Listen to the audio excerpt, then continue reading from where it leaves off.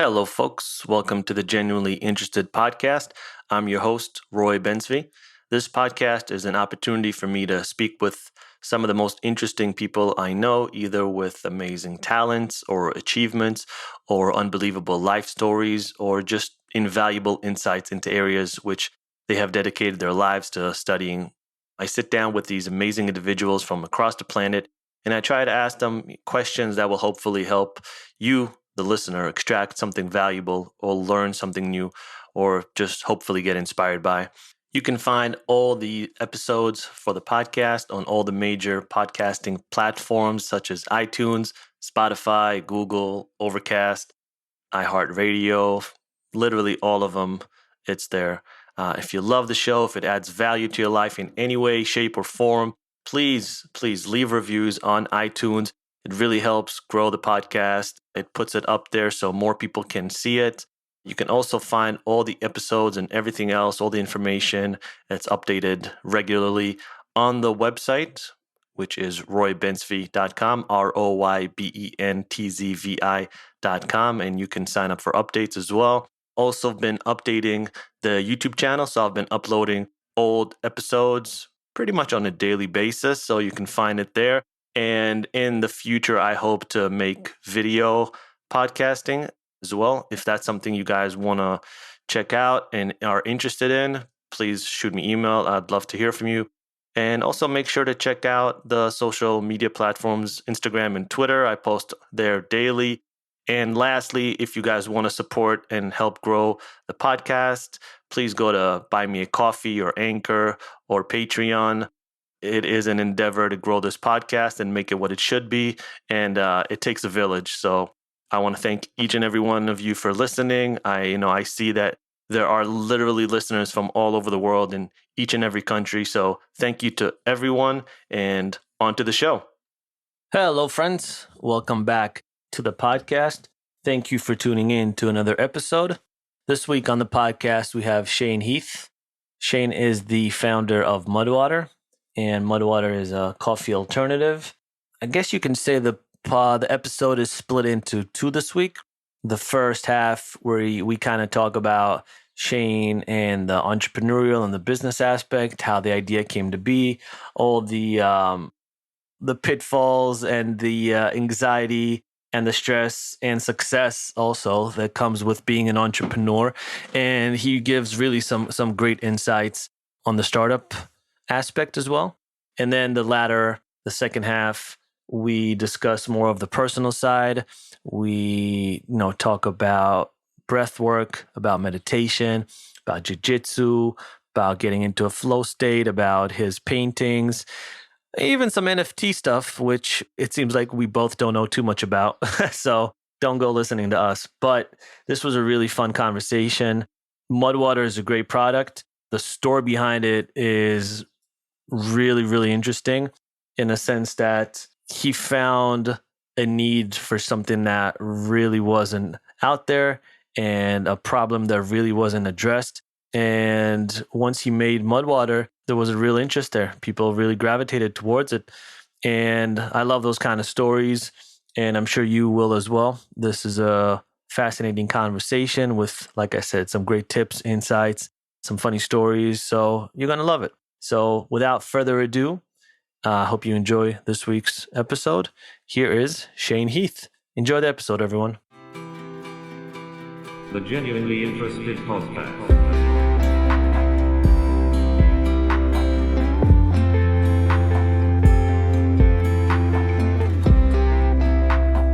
Hey, Shane. Hey, how's it going? Good, man. How you doing? Doing pretty well. Down here in Costa Rica, can't complain. How is Costa Rica with COVID restrictions or otherwise with COVID? How are they doing? Yeah, I mean, once you get here, it's just pretty normal. So no masks. That's nice. Not a lot of cases. Doing a lot of yoga, training jiu-jitsu, surfing. Yeah, it's really nice. I keep wondering about, because some places seem to be doing well, and then some places seem to be doing horrible. And I wonder if that is due to to climate, if that is due to government policy, if that is due to people being responsible and doing the quote unquote right thing. I just wonder what separates the two. Like, Yeah, I how have is no it idea. there? It's probably a combination of everything.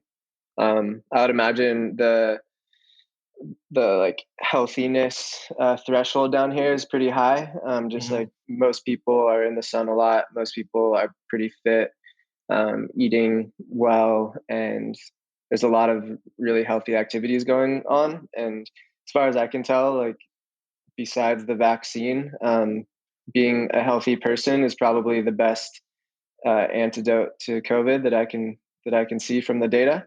Yeah. Um, so improving your immune system through all of these things seems to be some correlating factor there to regions and the culture in those regions. So So people are relatively active in Costa Rica. It seems to be like a hub. Like a lot of Americans tend to go there for I don't know if it's like yoga or meditation or surfing. It's like it seems like a cool place. yeah, I mean, I Costa Rica is obviously a big country. Or, you know, it's a country, and I've only been to one small part of it in a town called Santa Teresa. And this town specifically is oriented around surf and yoga. So this town for sure has a very healthy lifestyle built around it. I can't speak to the whole country at large, but from what I know and gather, it seems to be like a pretty healthy, vibrant country for sure. Yeah, it's probably pockets. It's probably like from what I've heard and seen, it seems like it's kind of similar to Bali in a lot of ways, where you Yeah, have there's some similarities for sure. Um, yeah, there's a lot of expats here, people coming here traveling um, and working from abroad, and little cafes. You see people set up with like their second monitor and things like that. It's pretty funny. Yeah. yeah. There's a lot. I was looking at the other day at Croatia. This thing popped up and it said, "Come work in Croatia," and they listed out like some of the things you have to fill out and what are the benefits of working in Croatia. And then I was like, oh, let me look at apartments, and it's just beautiful apartments right by the water for like $1,000 a month. And all these countries, I've seen like some countries in some island countries in the Caribbean doing the same, and some East European countries doing the same. It seems like a lot of countries are, the Ministry of Travel are just saying, all right, this is an opportunity to get all these digital nomads over and come work for, Yeah. in the country for a couple of years. Yeah. This country, I guess Costa Rica was pretty restrictive to travel up until November. Like they didn't allow anybody in here. And then I was talking to a real estate agent who I met at this cafe, and she was saying that starting November, people started coming down or not coming down and just buying property like sight unseen. Like, do you have a Really? beachfront? Is there a beachfront place available? Cool, I got cash. Like, don't even need to see it. And she said it's been wild, like a land grab. And I know Tahoe has been similar. I know like Montana? I was just gonna say Montana. My jujitsu instructor from LA moved to Montana like mid COVID and opened a school out there, just less restrictive. And we actually took the team out to Yellowstone in I think it was August, and we were talking to some of the guides. We went on a water rafting guide, and I was just asking how business was, and he says all throughout Yellowstone Park, like it's been the busiest year. I mean, he's been there for 10 years. He's like, it's busier than it's ever been since I've been here. So the places that people can go and do outdoor activities, they're they're thriving for sure. Yeah. Well, there seems to be we've been able to bridge that gap between the reality and the dream. It used to be like, oh, I have to work here in this physical location, therefore I can't live my dream of buying this cabin out in Montana, right? And just living the dream over there. And now it's like, oh, actually, I can. I can actually buy that cabin up in Montana, and I can work from my computer, and I can do Hmm. all those things. I don't have to be in a physical location, taking the six every day into Manhattan and work in like a slave 9 to 6 or 9 to 5, whatever it is. So it opened up. Yeah, It's been a very interesting social experiment. yeah. People used to. I mean, people still do, but orient their life around their work. Hmm. And one of our main values, I mean, we have a completely remote distributed team and have since the beginning. but we also really emphasize that we want to build a company that supports the life we want to live, not the other way around. The other way around being like, you have to live in this one area, you have to be in the office at these times. Yeah. Um, we want it to be quite the opposite and empower people to like your work, that though you're spending a lot of your life um, pursuing this certain focus, it should support your passions outside of that. Uh, and so, yeah, if travel is in the equation, or just living in wherever you want to live, the place that makes you happy. Like I found simply doing the same work, like when I'm down here, I'm not necessarily working less, where some people are like, oh, you're on vacation. I'm like, no, I'm still working just as much as I was. But everything that I do sort of feels different because of the context, the place I'm in, the new sights, the new smells. It makes everything feel fresh again and ups my productivity drastically. So it's amazing, and I think it's maybe ironic that it actually helps with productivity and creativity, where some people might think you have to be in a cubicle to find that. I'm So not surprised. how does that work with the, because you have a physical product? It's not like it's a SaaS company, so you have like a co-packer, I'm assuming, like fulfillment, Hmm. distribution, etc. So that still has to use like physical locations, but I guess the rest of the team, or maybe actually let's go back a little bit. Maybe, explain a little bit about Mudwater and how the idea came to be, how what the journey was to get to that product, Yeah, and then we yeah, can for talk sure. about the other part. Yeah, it's all part of it. So yeah, my background is in design. I've been working as like a UI UX designer mainly in the tech space, but also doing a lot of branding. Learned how to front end code, and outside of work, I'm also a fine artist. And growing up, I grew up in California, lived a really active lifestyle, surf, train jujitsu, like climbing. In college, I started to get into yoga, meditation, these types of things. Moved after college to Silicon Valley, and was working for various tech companies, and was drinking tons of caffeine because pretty much everyone was doing it. And like I thought that I thought coffee was good for me. I thought that it would allow me to do more, do it faster. I'd never heard anything about any downsides. But I had experienced anxiety and depression most of my adult life. And I started to notice it sort of peaking when I was working up in Silicon Valley around 2013. And I started to like look at what I was doing, like what was this lifestyle contributed, or was this just like happening to me? Was there anything that I was in my control that could subdue some of these effects? And I looked at my caffeine intake, and I was drinking like 3 or 4 cups of coffee a day, um, as most people end up doing at some point, if they're doing it at all, where you're like, you have that morning cup, you're like, that's good, but then you're crashing in the evening, and I'm trying to go to like a jujitsu class at 7, and I'm like, okay, well, I need more caffeine, get back up, and then I'm not sleeping, and the next day I'm like, well, I'm tired, well, I need more caffeine, kind of creates this vicious cycle. And I think if you have any um, like vulnerability towards stress or anxiety, it's a huge amplifier towards it. Uh, and what I've learned more recently is there's a variant in this gene called the CYP1A2 gene, that sort of dictates whether you are a fast or slow metabolizer for caffeine. Um, a lot of studies show that most likely around 50 or 60% of the population, maybe more, are slow metabolizers. So they have a variant that would make them slow metabolizers for caffeine. And really, what that does is it makes caffeine, it lasts in your system longer. Um, and that can exaggerate some of the negative side effects of high doses of caffeine. So the stress, the anxiety, the jitters, the effects to your sleep. And if you're affecting your sleep just in general, that's going to create systematic negative effects in most areas of your life, especially cognitively. Yeah. So I was starting to be like, wow, maybe I'm just the odd man out. Like 9 out of 10 people drink coffee. I can't do it. Something's wrong with me.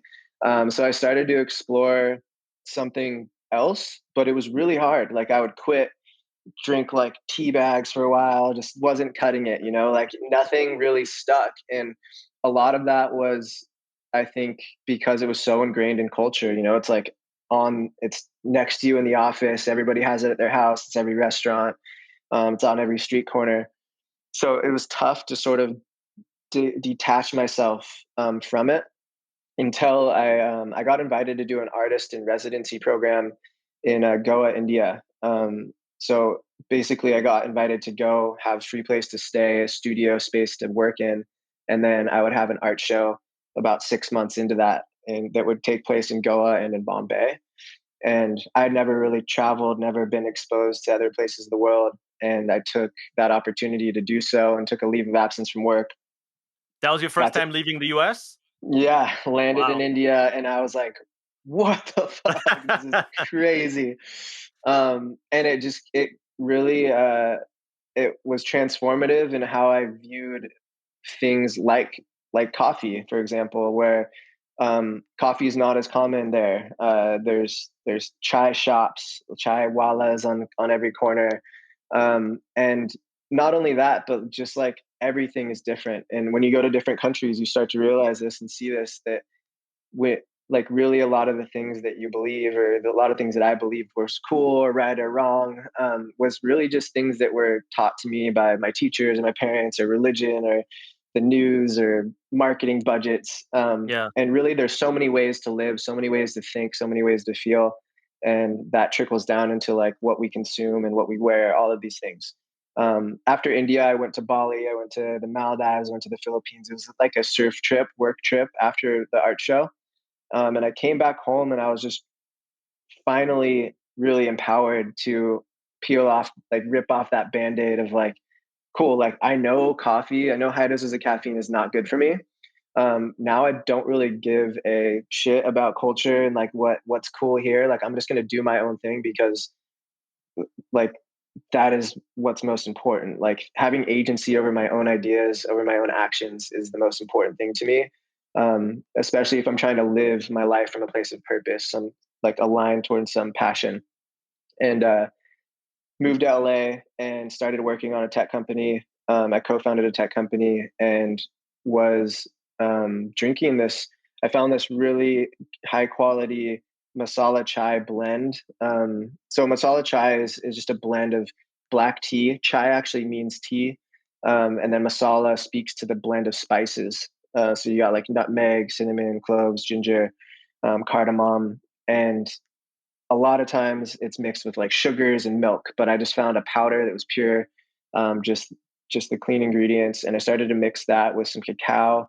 Soon I mixed it with some turmeric, and was just like looking at this mug every morning as a vessel for so much more than just high doses of caffeine. I was like, what else can this contribute to? What else can I benefit from this morning routine? And start came across mushrooms, and four specifically that I felt like each had certain, I guess, capacity or functional benefit that aligned with my lifestyle. The first was lion's mane.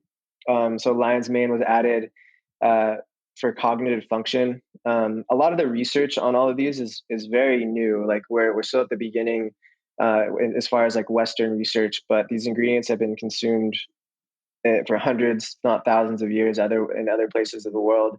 And I mean, it's one of those things like you just got to try it for yourself, and they're very safe, and most people feel a lot better for it. And so, lion's mane is being studied for a variety of different things, ranging from neurogenesis, Alzheimer's prevention, through to like focus. And the next thing I added was cordyceps. So I was training jujitsu like every day, always looking for the edge cardio wise, and cordyceps was originally consumed by like Tibetan herdsmen at high altitudes, and it's now being used by a lot of endurance athletes for cardio, for endurance, for oxygenating your blood, like these types of things. So really good for that physical edge. And then I added chaga and reishi, both for the immune support. Obviously, don't like getting sick, but I am living a pretty stressful life. Like whenever stress isn't bad, first of all, like stress is just an outcome of living an ambitious life, pushing yourself. stress is actually a requirement for growth in most ways. Like when you're going to the gym, you're stressing out your muscles, and recovery is very important. But when stress can be out of balance, then it can be an issue, and out of balance for long periods of time could lead to various serious issues. So, wanting to balance that, balance my immune system, chaga and reishi were amazing in supporting that. But at the end of the day, I was just scratching my own itch. Like I didn't think that I was going to start a company, let alone one in like the food and beverage industry. Like I was very focused on the next big mobile app and whatnot. And I didn't spend really any time in the kitchen. Like I never drank Soylent, but like I was definitely like a Soylent type person, like just in and out of the kitchen, looking for nutrients and not spending a ton of time. Yeah. But I kept having people walking up to me like in the office and whatnot, like, what are you drinking? And I'm like, it's mud, because it just looked very mud like. And Yeah. they were like, what is that? I'm like, it's a like, I don't drink coffee anymore. They're like, oh my God, I've been trying to quit, or trying to like not drink it in the afternoons, or like give it up for Lent. And I was just like, this is crazy. Like every single person I know drinks coffee, and pretty much everyone sort of has like a tentative relationship to it, where they're like, yeah, I'm trying to drink less. Like there's not a lot of people that are like, I'm really working hard trying to get more caffeine into my body. Like it's just, I Yeah. need more. It's when they say things like that, it's because they're like addicted. They're like, I like need it. Like, and so I was just like, there's an actual problem here, because I know like a lot of people suffer from mental health problems, and I know that caffeine is detrimental to that. The science shows that, and also like my personal experience has shown that. And so in May of 2018, um, it was just kind of like overwhelming proof that, like, I was just feeling this overwhelming intuitive proof that like this could be something, and that I had the skill sets to bring it to fruition. So it was like the culmination of everything I'd learned in my life, from obviously the design side through to like front end coding side, starting a couple of startups, learning the business side, and then sort of taking agency for my own ideas, and kind of creating this combination of things that wasn't out there.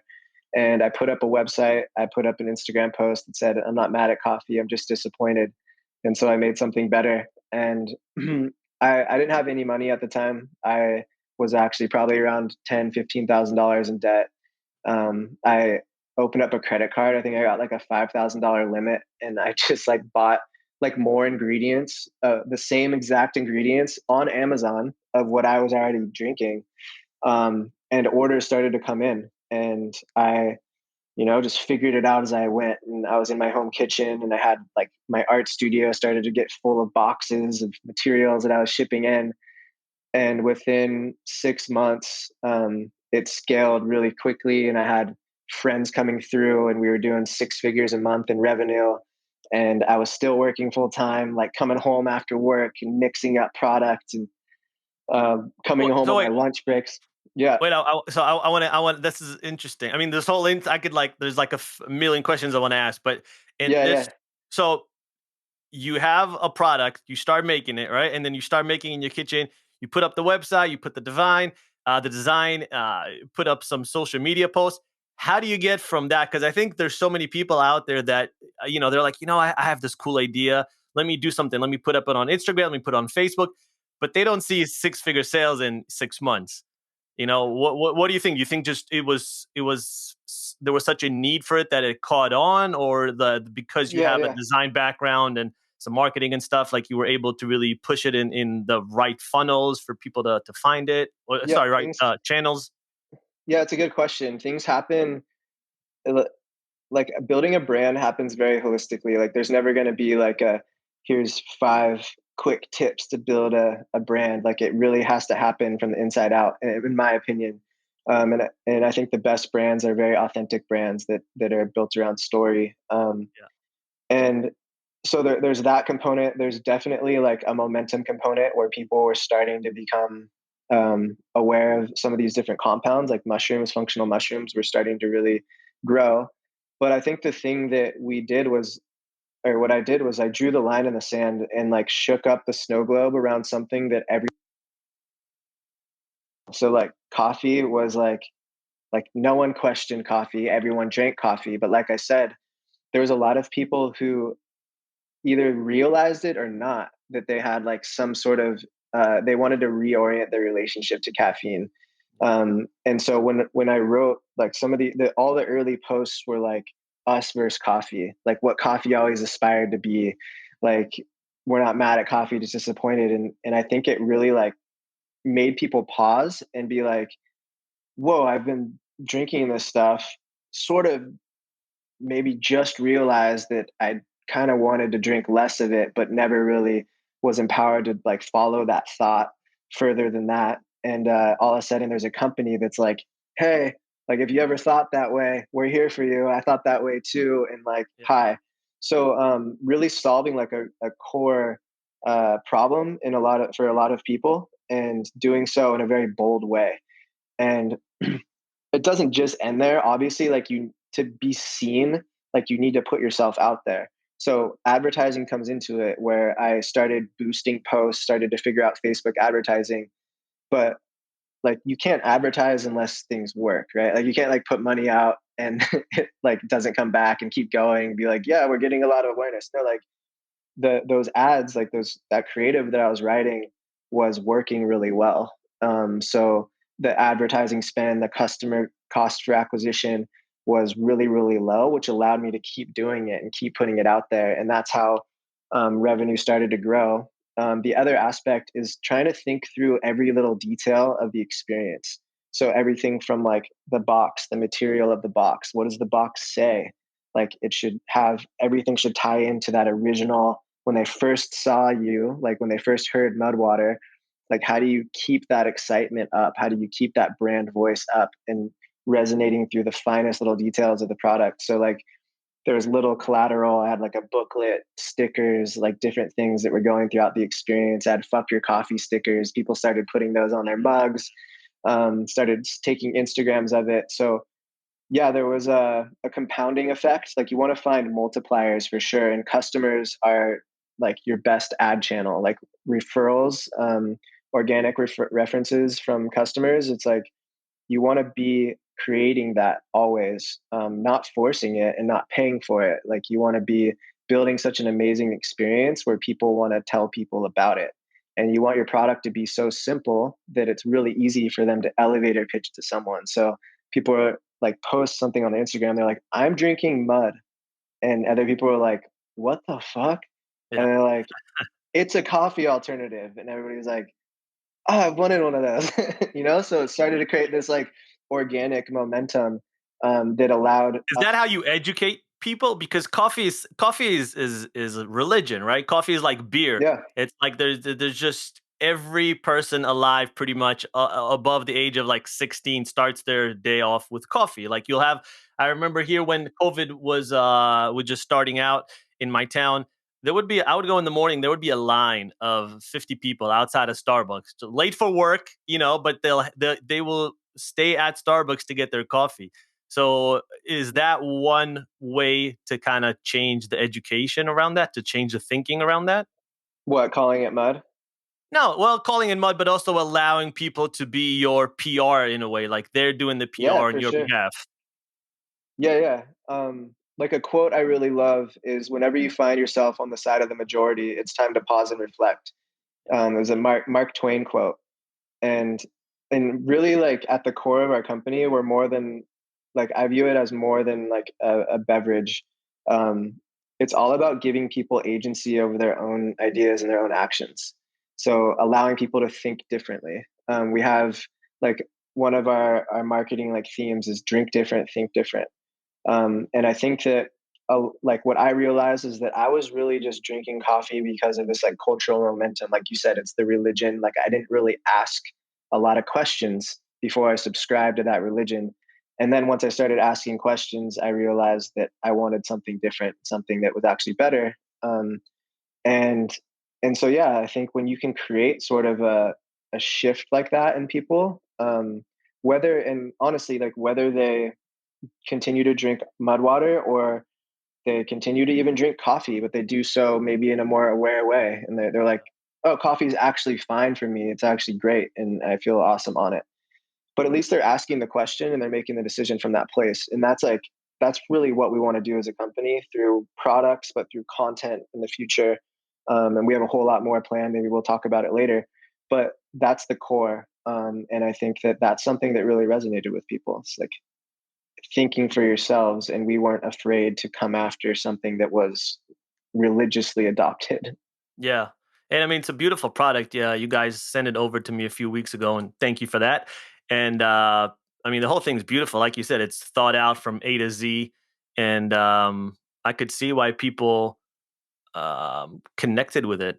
So, I guess at what point did you figure out? All right, like this is too much. I cannot sustain this from my kitchen, and this is something that Mhm. is in such high demand. I actually need to like rev up. I need to go to a co-pack. I need to find my own facility. Like, what's that Yeah. stage? Yeah. I think, okay. So it was like September, 6 months after launch. We were doing six figures a month in revenue, like low six figures, but still like a lot. Like my home, like I have videos of my entire house like filled with boxes and materials. And I was just like, what is going on? And like I said, if I had money at the time, I probably would have um, invested, like got a co-packer sooner, or because like the thing with co-packers, like of course, like we wanted one, but there's minimum order quantities. There's a lot of things that sort of hinder that middle stage business doesn't have funding. Yeah. Uh, and so we had to get to, I knew from the beginning when I started the company, just based on my own financial situation and previous experience, that I wanted to get financial investment. Like I wanted to get an infusion of capital, strategic support, and whatnot. So from day one, after like starting the company, I managed the company out of spreadsheets where I was tracking every single key performance indicator across the company every single week. And then I was reaching out personally to every customer as well. So I was writing to them with a personal email, hearing about their experience, what could be better. So it was a very like lean startup, like learning how things were going and trying to find product market fit in a way that I could present to investors and close capital. So at that 6 month mark, my previous co-founder, who was advising me through this, and also just my therapist, because like I was like, it's so crazy to think back at that time. Like I had no room for conversations with anybody. Like I was just work, lunch breaks, dropping off product, coming home, working till like 3 in the morning, mixing product, just going. And then I started to get investor interest, and I had to factor in meetings and all of these things while working full time. And I got on a call one morning, it was on a weekend, with my now co founder, and his name's Paul DeJoe. And I was like literally on the verge of tears because I was like, dude, I don't have the time to continue to fulfill this like scale, how it's scaling, but I can't quit my job because I don't have the money. Like I would run out of money and I couldn't buy the inventory and whatnot. And I didn't really know what to do. And he was just like, he's not an investor. He had a little bit of saved up for like a house. And he's like, Shane, like I'm writing you a check for $25,000 and like I'm hanging up this phone and doing it, and you're quitting your job tomorrow. If you say no, like I'm not helping you anymore. You should just shut it down. And I was like, I don't think I even answered. And he just texted me. He's like, check your bank account. And I told the founder of the company I was at, and I was just like, it's on. And him and I went out to New York like 3 weeks later, met with a couple of VCs who were interested, and we ended up closing 1.1 million Wow. like 5 6 weeks after that. And that allowed us to like move into an office. I moved into a commercial kitchen. Things didn't get easier really. I had more time obviously to focus on it, but we kept growing. And I think there's this thought that like, cool, we can get a co-packer next month. It's really not that easy when you're working with these types of ingredients where there's like certain types of cacao from certain countries, and it really changes the taste profile. Different mushrooms, and we were packing in this tin, which I didn't want to change. Where most co-packers are like, you got to put it in a plastic bag, and I'm like, no, like this is our thing. Like we're doing it in this tin, and we literally, I always thought that a co-packer was a month away, and it wasn't until 9 months after that when we moved into a co-packer. So like we were scaling to the point where we were shipping thousands of units out, and I was going to this commercial kitchen 2, 3 times a week. I drove around a van, and I had like hundreds of pounds of powders in this van going to this commercial kitchen, and it was such a crazy process. Like, they almost kicked us out 3 times because you're using these big industrial mixers, and it's creating this fine powder that's sort of like clouds in the air. And there's like people like packing like sandwiches and stuff, and like Yeah. they're just like, no. It got to the point where we had like our commercial kitchen space that was a room enclosed that they put us in, and then we would build a straight up Coleman tent and put the mixer inside the tent, So it so doesn't go all over the it, facility. to keep it contained. Um, so I mean, to answer your question, like, we were ready to ship to a co-packer, like 6, 7 months after starting the company, and ended up switching to it 13, 14 months after starting the company. But I want to say, like, feeling the burn is something that I think has been a contributor to our success, specifically my success as an entrepreneur.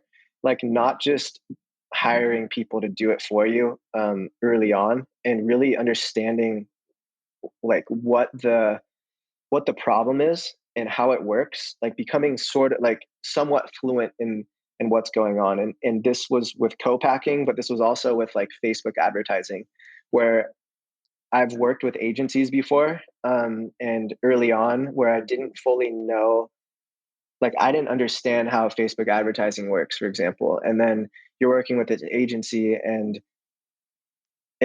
you're really you're really exposed because they, there's different incentives. Like, you're just one business that they help manage, and they get 10% of the total spend. Like, it's really different. And so if you don't know what's going on, like, you really can be taken advantage of. And so I fired our first agency and spent a month on YouTube and learning how Facebook advertising works. Yep.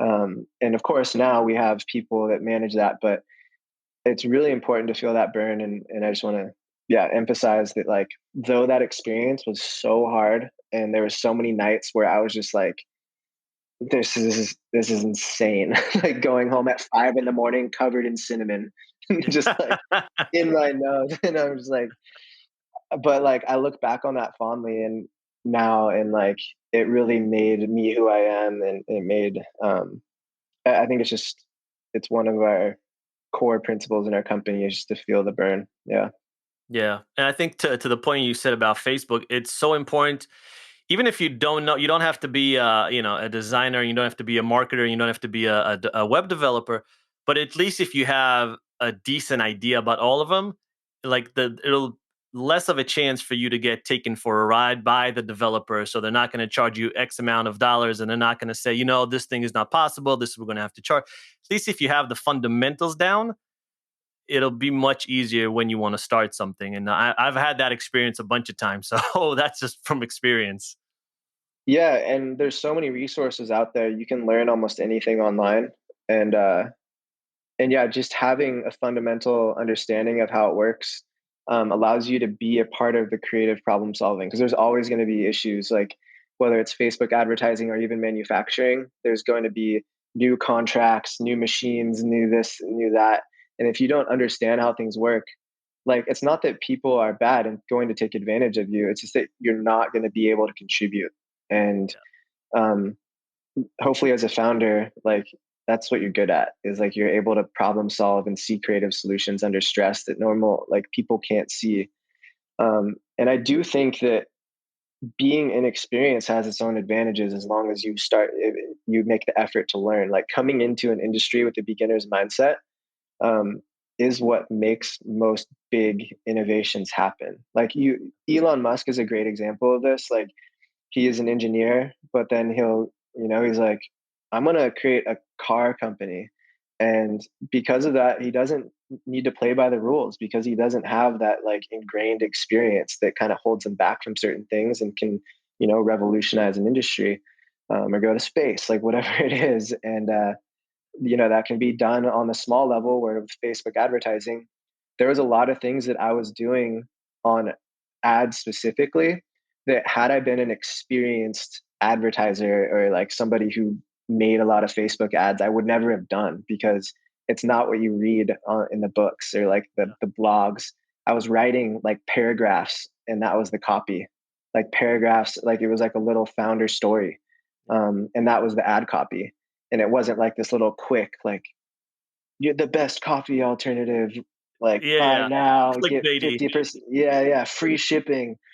Um, and I like equate that to like, you could be a company that has like somebody outside swinging the sign saying, please come in, or you Yeah, can be, somebody that people look at like, what's over there? And we sort of want to apply that to some of the things that we do online.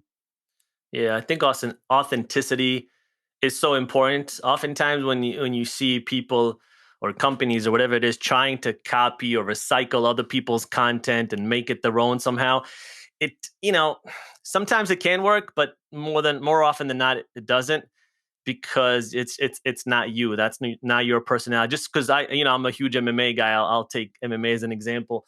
Conor McGregor came on the scene and he was brash and he talking the way he was talking, and he came with the suits and he's pretty much changed the game. And that worked for him because he was authentic. That's who he was. He wasn't trying to play a character. And even if he was that character. Yeah. All the other MMA guys started to do the same afterwards, right? They started to come with the suits. They started to try to be more brash, 50 Gs. It worked for a few of them, but it didn't work for the majority of them, because again, that's not who you are. And people are going to see that's not who you are, and they're not just going to connect with you on the same level that they do Mhm. with a Connor or with someone else. So authenticity is always key. Yeah. And it's, you can't like, if you're trying to be authentic, you're inherently not being authentic. So like, Yeah. you can't like learn how to be authentic. Yeah. You have to just be it. But yeah, it's tough. What oftentimes startups, they'll pivot whatever the original idea was. Oftentimes when it's in market after a few years, it's not what the original idea was. They kind of pivot. They see that Mhm. maybe it wasn't the best market fit.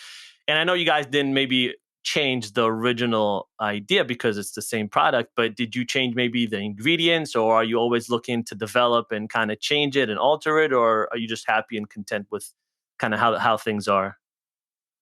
Yeah, we haven't made any big pivots since launch. In fact, like the website and packaging like is very much the same, and our product offering is the same. Yeah. Um, that said, like everything continues to evolve. Like we're sort of, so with this company, I think what I've done differently that in previous companies that were mainly in the tech space, but maybe they call it like feature creep, where you're starting to develop too many cool things for people, and then the product sort of loses like what it's actually the best in the world at. And what, like I said, that elevator pitch, that thing that can be transferred from customer to customer after the fact.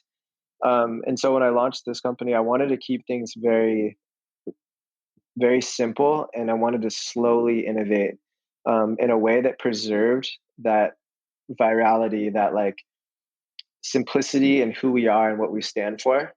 And so that's transpired in this way. So we launched with Mud, which is like the base, I view it as, and it's like our hero product. And the evolution is going to go similar, but it'll be all around products that allow you to personalize that mug based on your desired benefit or flavor palette. So we launched a coconut creamer, so it's coconut MCT creamer.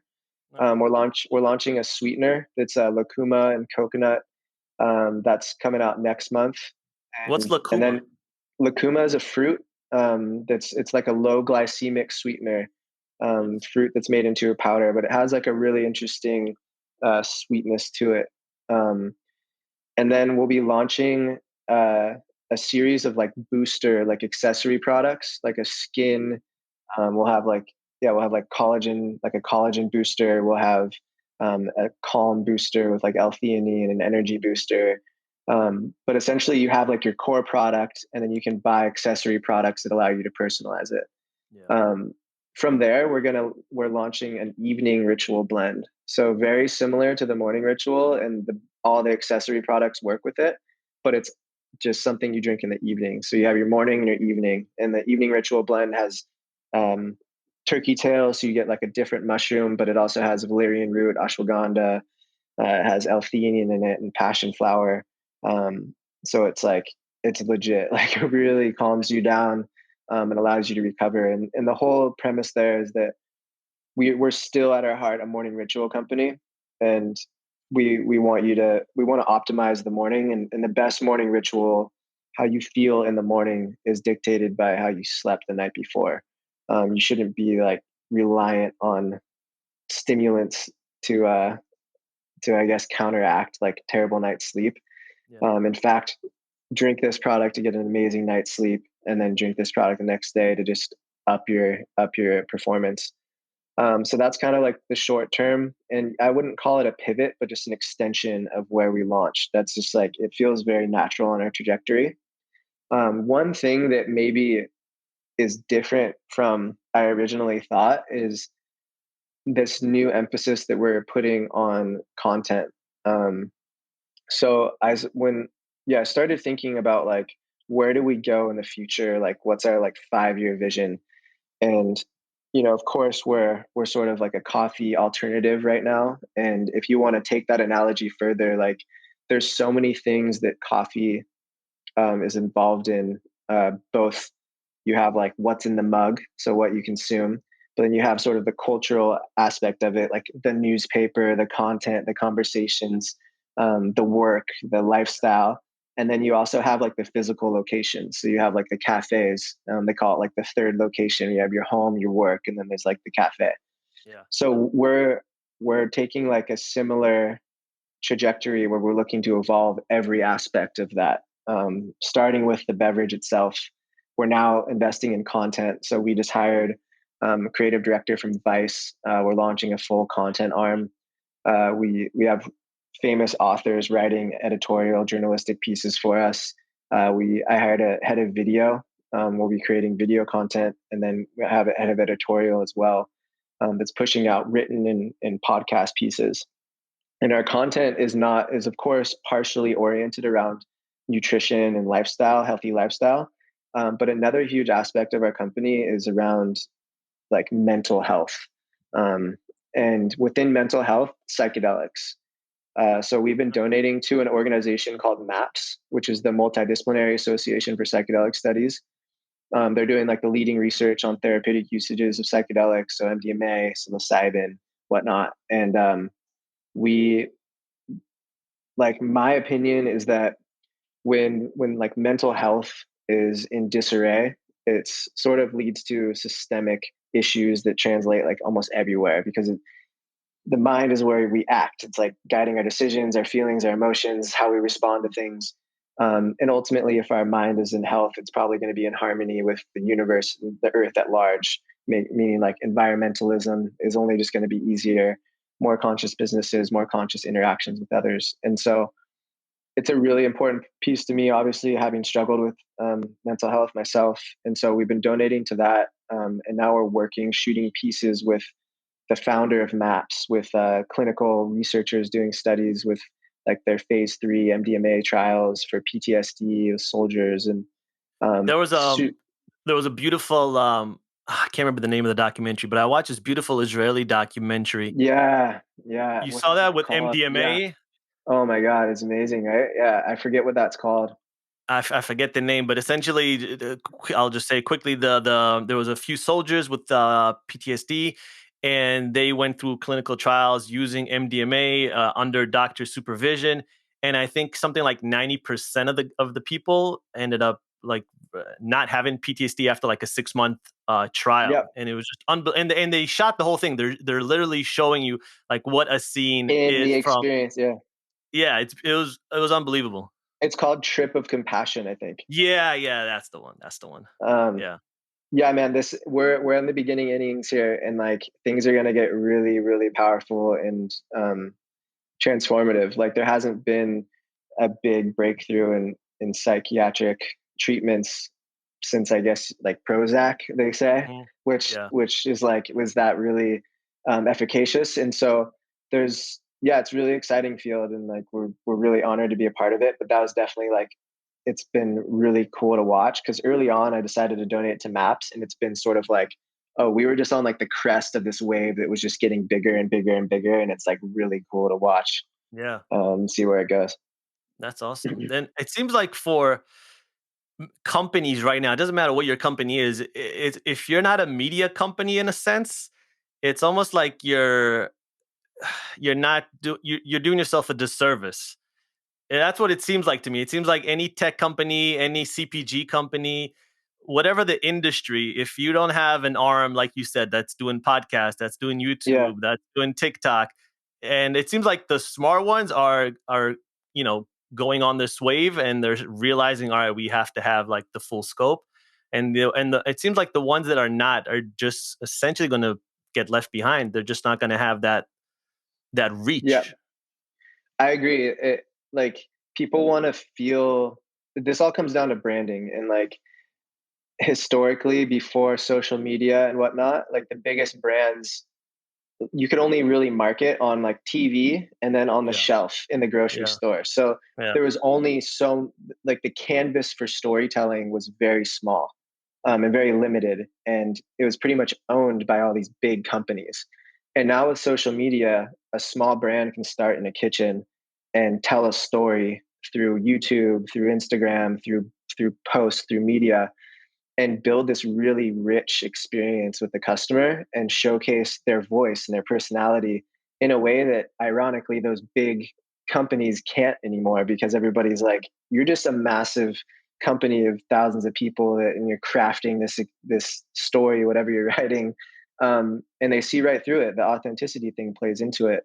Yep. And so yeah, we're in this interesting transformation here where, like you said, if you're not expressing your brand's personality through a multitude of canvases, you like really are being left behind by those who are, because you can do it. And so yeah, it's just you're doing yourself a disservice by not.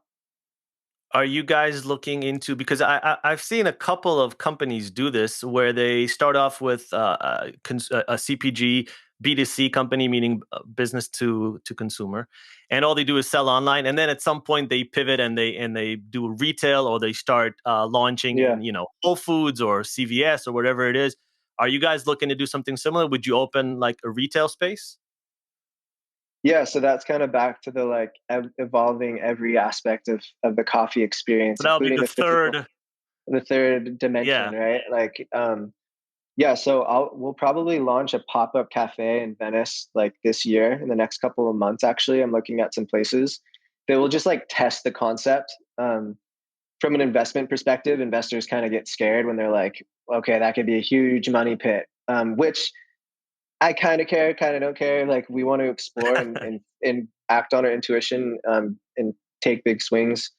But I think it can be done in a really conscious way, where we're gathering data and doing so in a data backed way. And so that's what we're going to do early on. And I could totally see a future where there's sort of cafe 2.0. Like, what does that look like? Um, so really excited about that. And then as far as like direct to consumer companies transferring over to the B2B, or at least getting wholesale distribution, it's for sure in our trajectory at some point. Typically around the 50 million mark, like you, most online direct consumer companies, they sort of hit like a critical mass online, and that's a combination of like market saturation, customer acquisition costs increasing, and if you have a subscription model, like you're constantly having to fill the bucket back up. And so at that point, most companies either go, well, they probably go a combination of like like owned wholesale, owned retail, and then also like typical wholesale partnerships. And so I could see us going the Whole Foods, like trying to be in most grocery stores sometime late next year, or the year after. Uh, Amazon probably next year, but right now we're really dead focused on building a relationship with our customers and doing so directly. And we just surpassed actually our 100,000th subscription Nice. for our product, which is so wild to think about, and Mazel something tov. that just gave us another infusion of just passion and energy towards staying focused on that direction. Um, building out maybe a larger part of our product portfolio, and then getting into the wholesale space. Yeah. You guys got to 100 pretty quickly. Like if you said you started this in 2018, I believe, right? Now Yeah. we're what, 2021? Yeah. It was Like that's about that's two pretty quick. years, 2 years, 8 months or so. 10, yeah, 2 years, six, yeah, 2.5 years roughly. Wow. That's very impressive. Yeah. I mean, thank you. And like, thanks for, like, I'm just grateful for the customers and people who believed in us, and who are just along the journey. And like, we're going to be a lot better every month. We just continue to get better and better, and grateful for people sticking around and following us along. So Yeah. it's been really fun, man. And it seems like, everyone's trying to kind of crack that Peloton cult code, right? Everyone's like one of following like Peloton has. And I don't know if anyone, because if someone did have this magical potion, they would just copy paste and then everyone can use it and everyone had it. So no, like I think you said this earlier, you don't know what the magic potion is. You don't know what the secret sauce is. Some companies have it, some companies don't. But it seems like, I was going on YouTube and I was looking, and you guys have a lot of like kind of unboxing and like YouTube reviews that people and the people love it. So it seems like you guys have some of that where there's like a little bit of like that cult following, like a community Yeah. around the product. Yep. Yeah. Some of that is definitely, like I said, it's holistic. Like, you can't just put your finger on one thing and be like, Yeah. yeah, just call your product something like dirt, and it's gonna blow up, and like you'll get subscribers. But like, I think the brand, it all works synergistically with itself. So there's like some rawness to some of our copy. It's like, it's irreverent. It's like a little snarky at times, and like, we call our product mud, and we like, it's really related to the earth, but it's also like, we don't really like, we're not trying to be pretty. We're not trying to be vitamin water and make something that sounds really healthy and really isn't. Like, it's what's Yeah. inside that counts. And like, we're on that edge. And I think it's easy to play that role because it actually is like my personality and how I talk. And so I've actually written the majority of the copy with all of our marketing. And so it all has like a cohesion to it. And I think that that's very important, to have like authenticity and then cohesion around the expression of it through all the channels that you're expressing through. And that creates trust. Like, it's like mostly subliminal, like, or subconscious. Like, you're just creating trust in a way that people just like feel a gravity towards what you're working on. Um, and that gets translated into like reduction in customer acquisition costs, a lot of referrals. And like you said, like, people get our box and they like want to share it with people. They want to show people that they're drinking mud, and like they're fuck coffee. Like, it's just, Yeah. yeah, whether they actually, like, a lot of people still have a relationship with coffee, but they might have a sticker on their mug that says fuck coffee. Like, it's just a fun, like, It's they cool. want to also be a part of like shaking that thing up with people, and like having conversations around like, why do you drink it the way you do. So Yeah. yeah. Yeah. Even when you guys, I mean, my wife, she used to be in fashion and she loves coffee, right? But when you guys sent over the box, she was like, "Oh wow, this is so cool!" Like she posted it on Instagram, and Oh, really? yeah, and she drank it, and we both drink it, and it's great. So there's just like you said, there's just something about that makes you want to share it. It's very Instagrammable, for lack of a better term. Yeah. That's it. That's probably in the dictionary at this point. I mean, that's what most people are looking for, whether it's like a home or a product. But it is really important to have something that is worth sharing. And oftentimes, when you're doing something that's worth sharing, there's going to be people who don't like it. Like, if you're making something that a lot of people, that everybody feels pretty like okay about, that means nobody like loves it. And like, if you're doing something that people love, you're going to get misunderstood. And that's been an interesting thing too.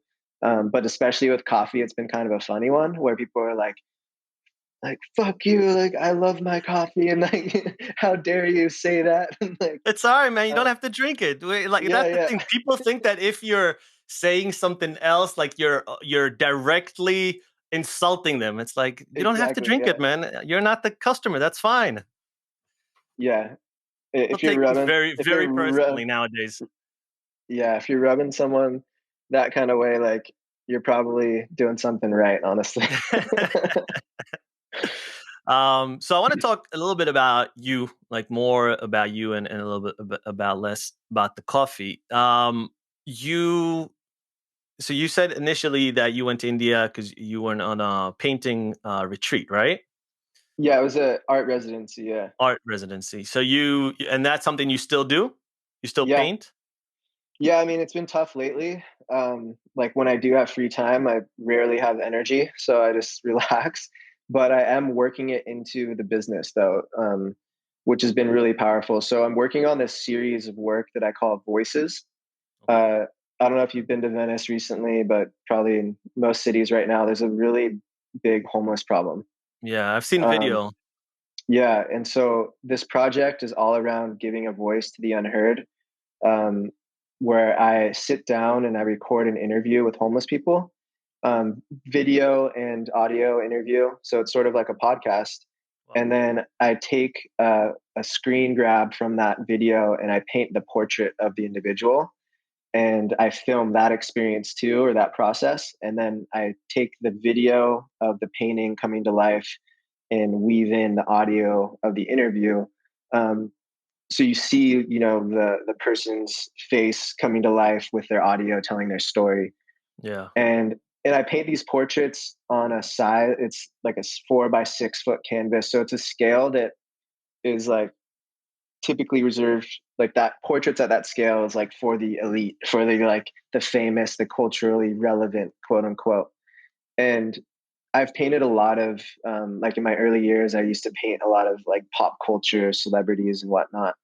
And I was always interested because I was living in San Francisco, big homeless community there. um, there's like a similarity between people who are at the top of culture where they're like almost so idolize that they're lonely and they experience almost the same psychological mental problems as people who are on the bottom, where there's alcoholism, addiction, suicide, uh, psychosis, all of these things. They're very, very similar. And so that kind of like spurred me into learning more about homelessness. I think that I always like following the problems and trying to understand like what is the root, and like what is the root problem within in society and civilization, modern civilization, that leads for a percentage of the inhabitants population to be for like not forced, but they're ending up out on the street, Yeah. oftentimes crazy, but also just really, really lonely, and with a lack of purpose. And from what I've found, and I've done 6 interviews now, and they've all been like incredibly moving, eye-opening, and and I think have the potential to create some really interesting conversations. So I'm doing that now as a part of our content series with Mudwater, and trying to think through how I can work it into some sort of philanthropic event where I auction them off, and it goes towards maybe some sort of research more in like the therapeutic side, but also there's some interesting things happening with like modular homes and shelters being built by the actual inhabitant, like by homeless people, where they're feeling prideful and like getting them back on their feet. And I don't know, man, I'm super passionate about that. So that's like currently where my art is at. It's with Mudwater now. So I'm hiring myself and working working on it. I mean, I've seen your stuff. It's amazing. Is there some sort of a flow state that you reach? It's just an example. Like when I run, sometimes there's like a Yeah. point, and I don't particularly love running, but I still do it. And there's a point where I reach where I get like maybe 30 seconds or a minute where I'm in like this zone, Yeah. and I try to sustain it. It's very difficult to sustain it, but I have like some amazing ideas when I do that, or I see certain things maybe a little bit clearer. And creatively, is there a process that you kind of know how to tap into, or is this just an elusive thing? It's kind of like the Northern Lights when it sometimes just appears and you have to grab it when you see it. that kind of flow state when you're, painting or being creative? Yeah. Um, like Picasso always says that he paints so that when creativity strikes, he's he's doing the act. And so like you're not always going to feel creative, but I do paint when I'm inspired at least. There is like an interesting thing where like if I haven't painted for a while, I'll pretty much do anything I can to procrastinate actually getting back into it. Yeah. Like buy the canvas and like, oh no, like my brushes are dirty, like whatever. But I noticed like mentally for me, there's very few things that have gotten me into that state that you're talking about, like the running state. And running does give me that, but when like painting, designing, and then like I've had this in music creation as well. So when I was in school, I studied. My major was multimedia studies, and this is a major within the art and digital art department. And so I got to sort of like build my own major in a sense, and I got to take electronic music. I got to take 3D modeling. I got to take web design and web development. Pretty much get like a full spectrum of things. And I when I sat in the music class, I was just like, I can be here for days. Like, I just want to sit in this room and create. And the same thing happened with design, and then the same thing happened with art. And so that's like where I try to orient my life around those things that get me into that space, because that's where you feel like plugged into something that is not, it's not your own thoughts. It's deeper. It's a Yeah. deeper intelligence. And I think that the more that we can live and act out of that space, the more that our individual like purpose for being here in life is expressed. So yeah, I definitely drop into that state when I paint, and I notice that when I make that time to paint, it makes life and it makes like work, pretty much everything I do it better, with like a different layer of creativity, and more focus too. So I mean, you're creative, artistic individual. How do you feel about NFTs? I don't know if you saw it today. I think it was there's this artist named Beeple, and 69 million or something. 69 million for a. I don't know. I mean, I don't know. I guess it's subjective. I guess you could say, but I saw that only 10 other pictures in the history of selling images have sold for that price or more. It's mind blowing. I don't know, man. my co my co-founder sent me that like an hour ago, and I was just like, I just wanted to delete it out of my mind. Like I was like, that doesn't make any sense to me. I didn't even look at the image really yet. But yeah, I man, mean, I I don't don't know. have It's enough okay. knowledge, and I don't have enough knowledge in the space to like really comment. But it is interesting. Um, I don't have the capacity to like learn about it either right now, or Yeah. interest. But man, it's like just in general, cryptocurrency is just like so fascinating. I do have most of my little amount of financial income in crypto, which has been great. And uh, if crypto can turn into art in some way, like, cool, I'm about it. I'm about it. Yeah. No, it's super interesting. I do not presume to know too much about it. I'm a novice at best, but it is. I think I'm just more interested in all these new channels and avenues, and it seems like Yeah. there's something popping up every other week where people are making. It's always a very tiny percent of people that are making a shit ton of money off it, and those are the ones that are obviously going to get highlighted, and then everyone kind of rushes because people made 69 million, I can make it, and that's not what's going to happen. But it's just interesting to see the development of all these new channels literally every other week now. Oh, it's nuts. And it's like happening so fast. Um, how does that work though? So people like he sold that in an auction and he makes $69 million. Yeah, yeah, that's essentially it. And I saw the other day someone sold a I don't even know how to describe it. It looks like a pixelated picture of just a man, but like drawn out, like but like in pixels, and it sold for like 2 million. And I think I retweeted it and I said like I just don't understand anything anymore. Like if you because I feel like there's some things that are objective, like that is not a good looking, that's not a pretty or a brilliantly painted or designed image. It's Yeah. nothing, and it's sold for 2 million. So maybe like I'm assuming the person that put 2 million probably knows that he can maybe resell it for four. But I just don't know enough about that space to know the whole resale value and the whole reason why people are buying. I just don't understand it enough. But it's interesting to learn. Yeah, I mean, I should probably get involved in some way. Hey, uh, you never know, man. If you could sell, you could literally take a picture of one of your paintings, put it up on OpenSea, and sell it for whatever, 1 Ethereum or whatever the thing that I think you can only sell through Ethereum on OpenSea, or maybe US dollars as well. But and you can sell it for a few $1,000s or tens of thousands. I don't know, whatever. But that's all you have to do. Like take a picture. You don't actually have to like make digital art. It seems like the ones that are the most successful are like the really digital ones, or like the kind of GIF like animations. mhm. So I don't know. Again, something to learn, something to look into. We should sell some digital mud on NFT. You could do that. You could probably do that.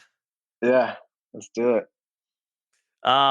When did you start training jujitsu? Because I feel like that's another flow state. Definitely. Yeah. So my dad actually started training with one of the first black belts that moved to Santa Cruz where I grew up. And so he got me into it when I was like 8 years old, actually.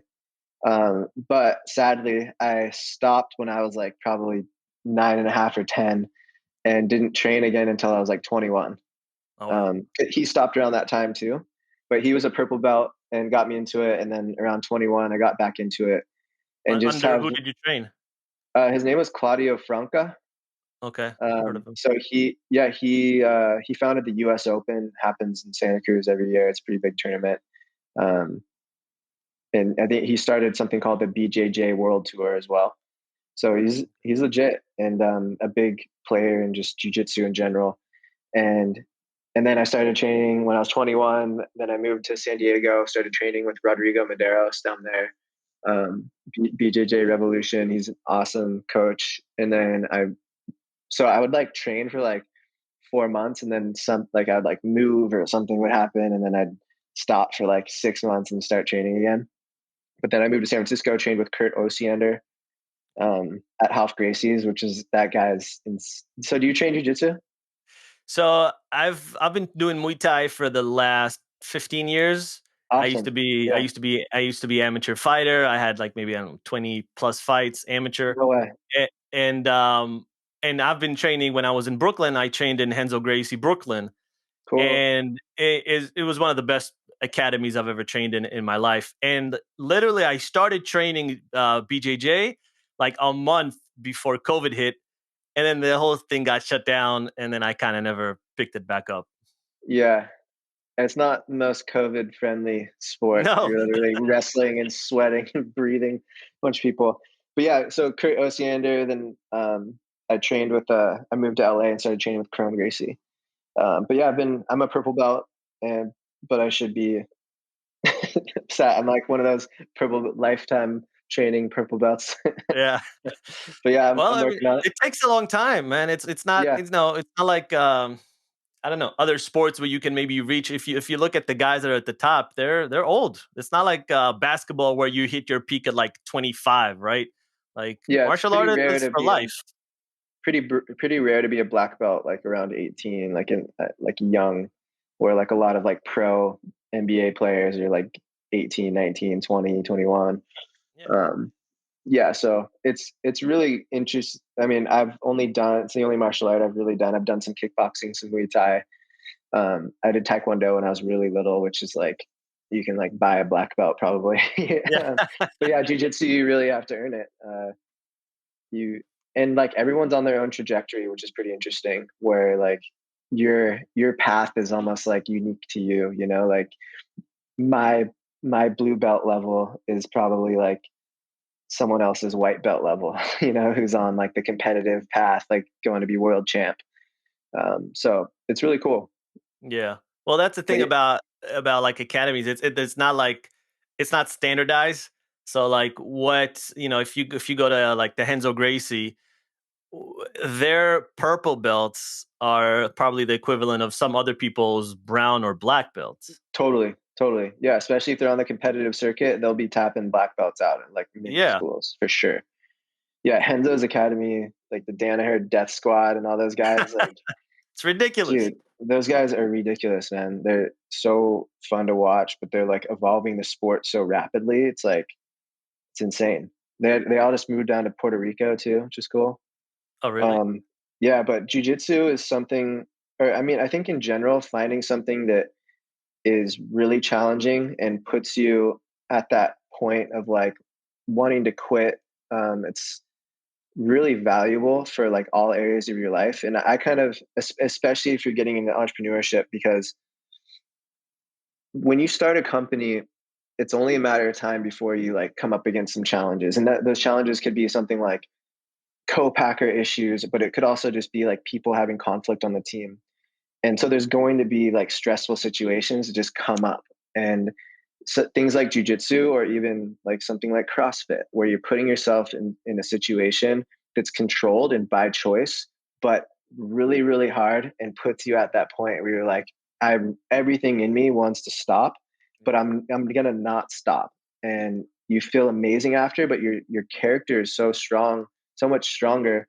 And then when those things eventually happen that are out of your control, unforeseen, your spectrum of like what is stressful is so much more tolerable. Like your threshold is so much higher, and so you can just handle things better. And so yeah, I mean, I don't have a ton of time, but I try to like train jujitsu a couple times, a couple nights a week, both because it's really fun and it keeps you in really good shape, but it's like I view it as something that's beneficial for the company as well. Yeah.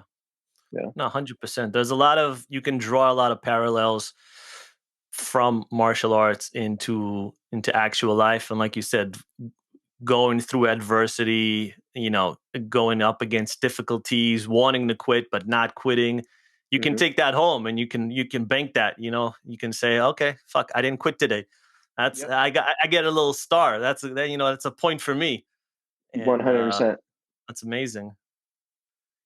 Do Yeah. you do you meditate at all? Because I'll be honest, I started I don't know if you know Sam Harris, but I started the Sam Yeah. Harris app literally a week ago, and it is by far the hardest thing I have ever had to do. It is 10 minutes a day, and those 10 minutes are like they're getting less hard.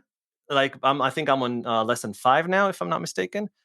The first few were just brutal. Like it's 10 minutes, and it was brutal for 10 minutes. I don't know why it's so difficult, but it's one of the hardest things I've ever had to do. I swear to God. Yeah. Yeah, they say that like the hardest thing to do is just sitting by yourself and doing nothing, or like sitting by yourself and listening to your own thoughts.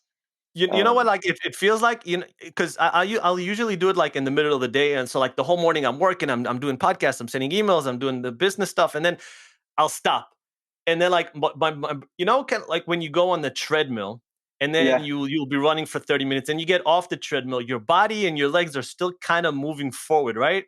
Even though yeah, you're yeah. not. I feel like That that's how muscle memory kind of thing. Yeah. that's how my brain is. Like if I stop midday, and then I'll have to stop the brain for 10 minutes completely. But my brain is still functioning on, okay, you got to send the emails. Okay, you got to do this. It's like it hasn't Yeah. fully stopped, and it takes it a few minutes to get to that stopping phase. Hmm. Yeah. I definitely meditate, man. It's super important to me. I actually just finished 60 days of 60 minutes of meditation a day. Wow. 2 days. It was like 2 days ago, 3 days ago. Good for you, Um, man. by the way, Sam Harris's podcast, Waking Up Podcast, I think is the best podcast for starting meditation. I He's think unbelievable. it's just like no BS. There's no like woo woo. And it just works. And there's variety to it. Blah blah blah. I'm not trying to make an ad for it, but I think it could really improve people's lives. So yeah, I started meditating like consistently, probably a year or so before I started Mud. Um, I I had meditated, but it wasn't a consistent practice, and I was really into a lot of like tertiary modalities around meditation. Like I was really into yoga. Um, I started getting into breath work. I've done like cleanses and whatnot, but I started working with this coach, and he had me doing all sorts of different modalities that I had some experience with, but I didn't have like an accountability partner to kind of keep me doing them consistently. And I think most things like that, like you really get the benefits from doing it consistently. And you don't really realize that until like way down the road, where things starting to loosen up and you start to get perspective in a different way. Like just meditating, doing the 30 days with Sam Harris, like you'll notice around day 30, you'll have different perspective, but like keep going and keep going, and you really start to get the benefit. But through those 8 months, I really started to feel like how important it was for me to have, this comes back to like the agency over my own thoughts.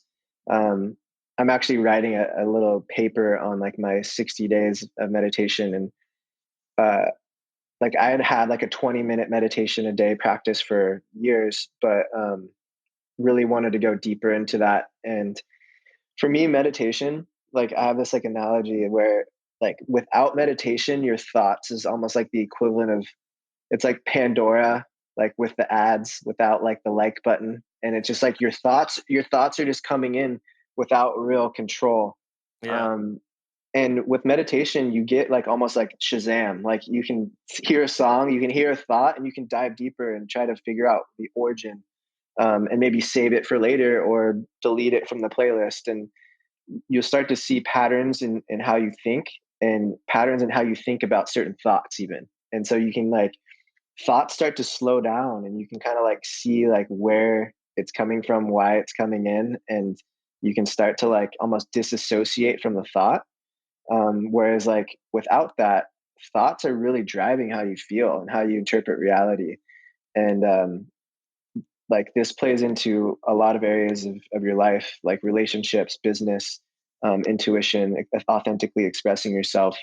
I think all of these things are benefited from hearing who you are, like figuring out what's inside, and um, tracing your thoughts back is a really good way to find your way back home, essentially. So yeah, meditation, breath work are two modalities that I really try to do daily.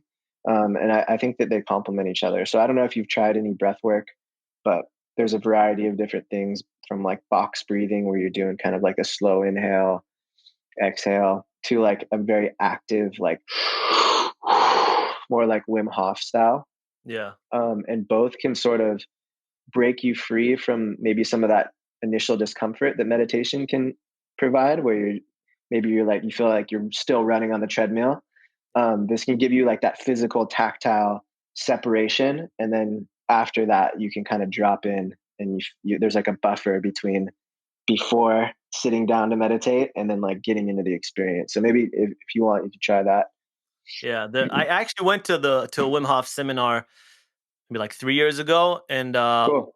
it was unbelievable. I loved it. It was amazing. My only problem with breathing is because I used to be an amateur fighter. The I nose. my nose is completely broken, so I barely breathe from my nose. I mostly breathe from my mouth. A little bit from the left side, but I should probably get that fixed at some point. But yeah, I'm not a good nose breather. Yeah. Um, well, whatever. A lot of breath work, they do it through the mouth, anyways. Wim Yeah, Hof specifically, right? All of his stuff is through the mouth, yeah. or a lot of it is When I did it, I remember I had like moments where I felt like transported almost in a way. It was psychedelic. Yeah, yeah, yeah. It was trippy.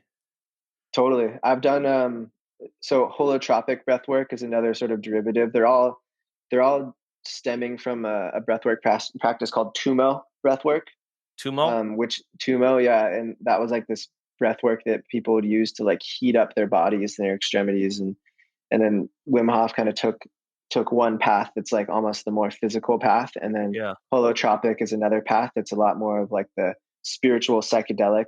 And it was sort of explored back in the 60s, 70s, like Esalen, when they were doing experiments with LSD and whatnot. They would use this breathing method as people were sort of coming down off the experience to integrate.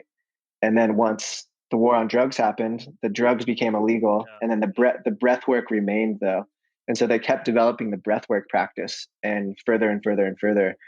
And I've even gone to one session where I did it for 3 hours, and it's like intense music. You're lying down blindfolded in a comfortable spot. And it's like there's this musical journey that sort of like starts sort of like more calm and then builds up to this like tribal like trance and then has more calm at the end, but it's like an arc.